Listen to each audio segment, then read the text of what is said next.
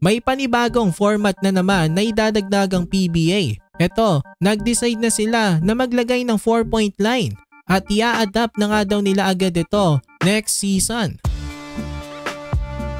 So ito, ayon sa mismong site na ng PBA, magkakaroon na daw ng 4-point line this upcoming season.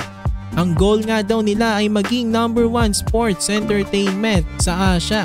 Tingin nga ng PBA na makaka-boost din ito ng TV ratings, makakapag-ikayat ng mga fans sa venue at makakatulong daw ito sa pag-improve ng competition ng liga. Gaano nga ba kalayo ang 4-point line? Ayon sa PBA, 27-foot arc. Kung napanood niyo ang mga All-Star Games ng PBA sa mga nakaraang taon, ganoon kalayong distansya ng 4-point line sa 3-point line. At ayun nga, i-adapt nga agad ng PBA iyon next season. So ang tanong, makakatulong nga ba talaga ito sa liga o makakasira lang? Risky move ito kasi pwede tayong matawag na isang genius kapag naging successful. Pero pwede rin maging laughing stock kapag hindi naman naging successful ang bagong format na ito.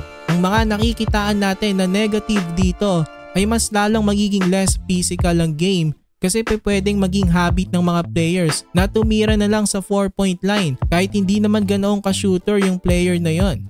Kung pumapasok, yes, masarap sigurong panoorin. Pero kung hindi naman, baka maging boring ang mga games dahil less physical na nga ito tapos puro tira na lang sa malalayo.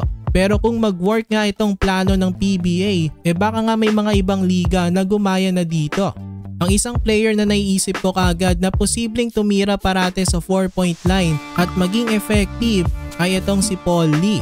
Nakita naman na natin sa mga All-Star Games at sa mismong actual games na nakaka-long distance tree siya parate. Pero again, risky move nga ito para sa PBA pero tignan natin kung magwo-work.